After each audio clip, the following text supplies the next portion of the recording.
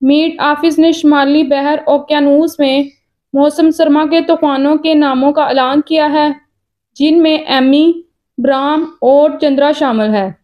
یہ نام شدید موسم کے بارے میں بیداری پیدا کرنے اور مواصلات کو بہتر بنانے میں مدد کے لیے منتخب کیے گئے ہیں۔ فہرست کا مقصد برطانیہ اور آئرلینڈ کے تنوع کی عکاسی کرنا ہے۔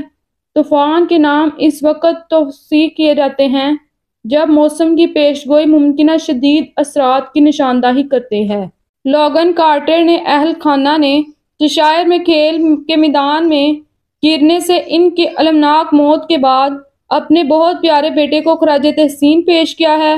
خاندان نے لوگن کو اپنے خاندان کا ایک پیارا فرد قرار دیا۔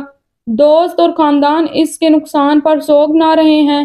واقعے کی تحقیقات جاری۔ ہوم سکیورٹی یووٹ کوپر کو شیزوفرینیا کے شکار ایک پناہ گزین کو حراست سے رہا کرنے کا حکم دیا گیا ہے۔ عدالت نے فیصلہ دیا کہ ان کی مسلسل نظر بندی غیر قانونی ہے۔ اس شخص کو اس کی ذہنی صحت کے بارے میں خدشات کے باوجود کئی مہینوں سے حراست میں رکھا گیا تھا۔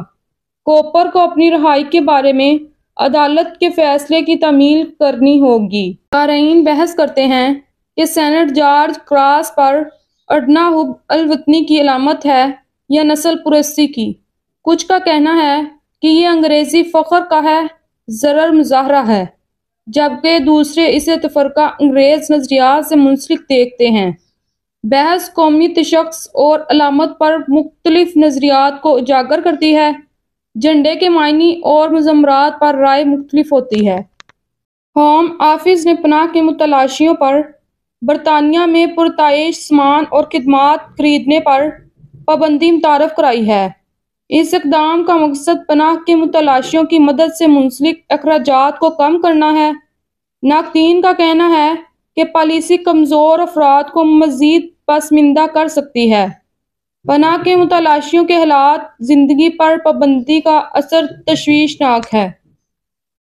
شمالی آئرلینڈ کا ایک خاندان اب بھی گھٹنے ٹیکنے کے بدنما داغ سے دوچار ہیں۔ یہ ایک پرتشدد سزا ہے جو مصیبتوں کے دوران دی جاتی ہے۔ اس عمل نے دریپا جسمانی اور جذباتی نشانات چھوڑے ہیں۔ خاندان متعلقہ شرم اور سماجی بدنامی پر قابو پانے کے لیے جدوجہد کرتا ہے۔ ان کی کہانی ماضی کے تشدد کی پائیدار اثرات کو اجاگر کرتی ہے۔